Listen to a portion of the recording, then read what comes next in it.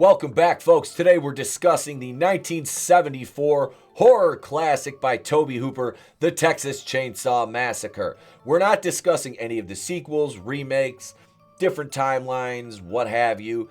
Just the 1974 one. Let's do it.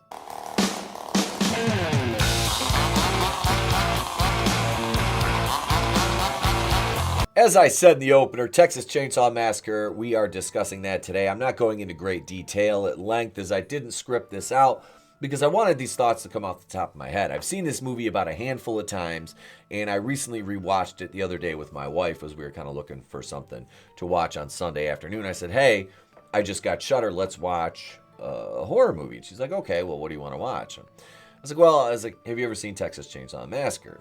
She said, no, we've been together almost 14 years. I'm like, how have I never watched this with you before? So let's watch this. So we watched it. And my thoughts, first of all, let me set the scene for you here. I watched this movie for the first time when I was 15 years old. I rented it from one of my local video stores. I asked my mom to take me. Say, hey, I have my driver's license status. I want to go rent a movie. It's a Friday. I said, I want to rent a couple movies. Okay, so after school, we went to the video store. Texas Chainsaw Massacre I grabbed because I had never seen it at this point, and I can't remember what else I got, but I just remember that because this was the first time I saw it and I was looking forward to it. It was kind of like the pizza Friday night thing. So, and my parents they'd already seen it when it came out, and they're not big horror fans like my mom, more so than my dad. So I was just going to watch it by myself. So I got my pizza, I was chilling in my room, watching this movie, and I'd seen, the entire Friday the 13th series up to that point, all the Nightmare on Elm Streets, Hellraisers, you name it, Pumpkinhead, Night of the Creeps, Fright Night, just a ton of horror at this point, and we just watched one the other day that I saw it, but before that point, The Gate. I could just keep going on these, but no, so I saw all these horror movies, and I'm like, okay, I've heard tales that this is like one of the quintessential slashers. I need to watch this. So I enjoyed it. I liked it for what it was. The older I got, I have more of an appreciation for the atmosphere, the tone that was set during filming and the conditions. You learn about the production of this movie and how uncomfortable the conditions were for the actors, and it completely makes sense and translates on screen. Another thing that I always liked is that gritty 70s grindhouse looking aesthetic, which really, again, helps in the enjoyment of the movie. We should help them enjoy themselves. Especially after so many years. This movie came out in 1974. So that really helps. My things I didn't like, and again, with the benefit of hindsight and learning more about the slasher genre at that point and motivations and characters and things of the like, I have more of an appreciation now for the characters than I did then because, the characters, it's like, well, okay, they're just there to die, all right, but a little bit of something would have been nice. Other than one guy has the guy that owns the van is the curly-headed guy. He was a chump. The one girl's boyfriend, he was a little, he was kind of none of them are tough. They're just average, which is fine. You have Franklin in the wheelchair, which it was hilarious because my wife couldn't stand him. Like, from the moment he started delivering his lines, she's like, oh my God, I can't stand this guy. Please tell me he dies. I'm like, I'm not going to spoil it for you. You've never seen it, but just watch.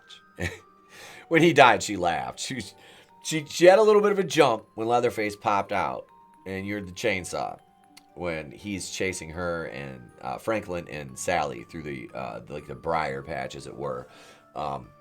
But yeah, she laughed when after the initial jump and he got killed. She was, oh, finally, and she thought the deaths were they were cool. They were good. Pretty brutal death sequences for these characters. It's funny too because she's like the scene in the dinner scene when they're all sitting around the table and they keep panning to, the gas station. I can't think of their names. The gas station guy who's like the head of the family in this one. Him, constantly laughing, and you can tell it's like almost the same clip over and over again. And back to her and her eyes and the way the music reverbs.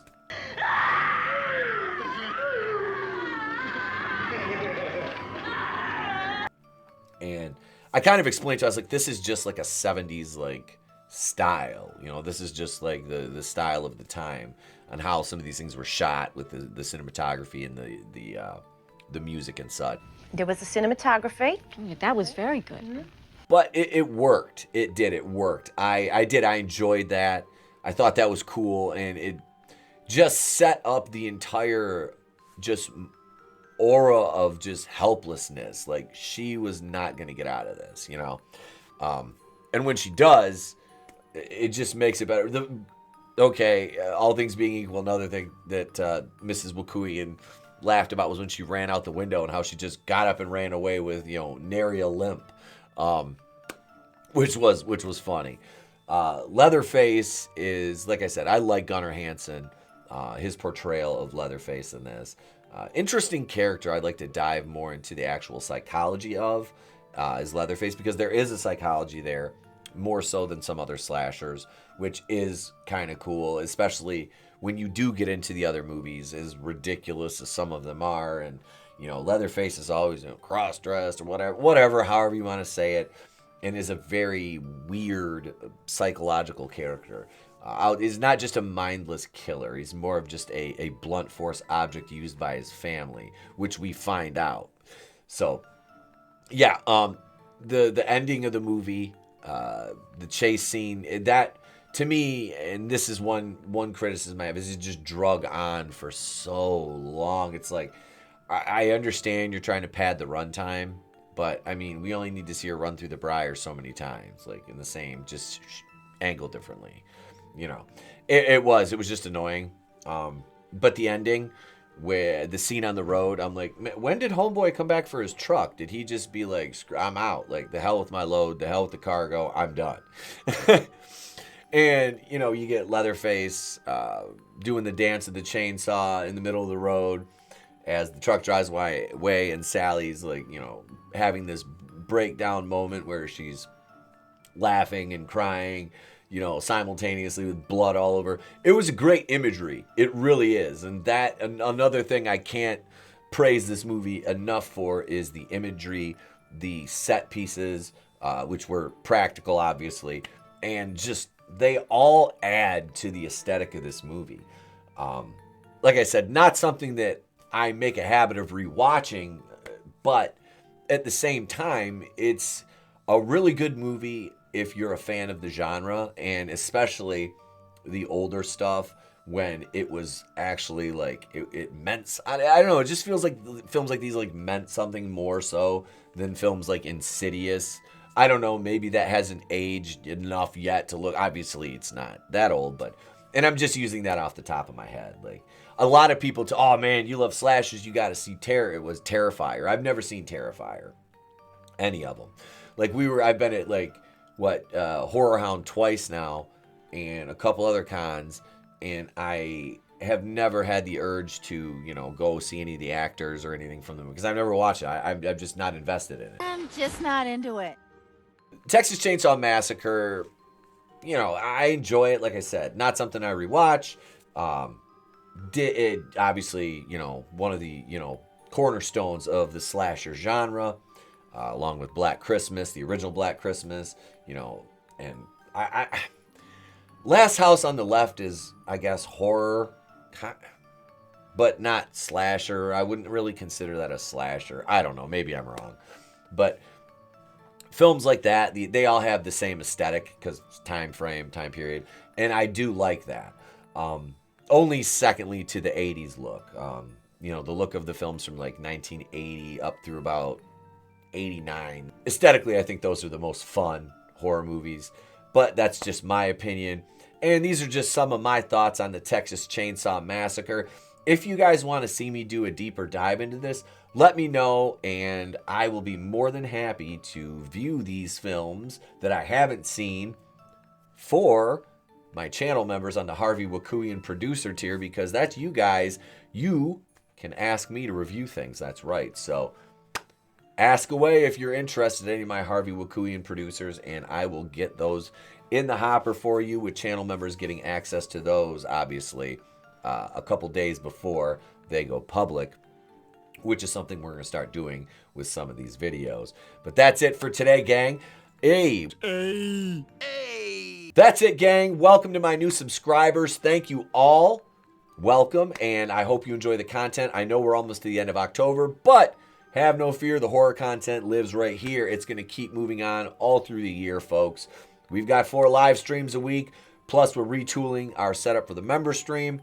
So if you're a channel member, which if you want to join, $2.99, $4.99, it's right there if you want to. If not, just subscribe, ding the bell. It's free. It always will be.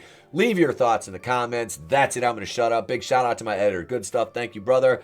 I'm Etep from The Place to Be Reviews. I've been here with all yous. If I don't see you, have a great day, a pleasant tomorrow, and I will catch you on the next one. Life moves pretty fast.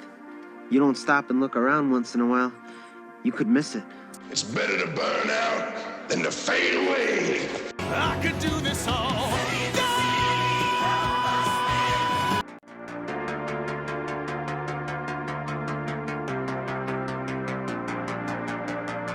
Cruise, thank you very much.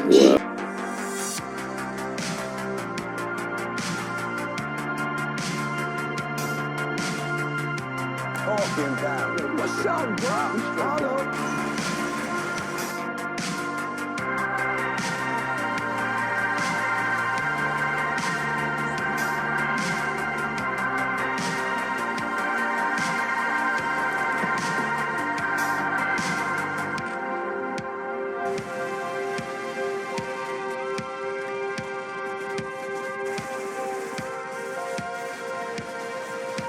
You're pushing your luck, little man.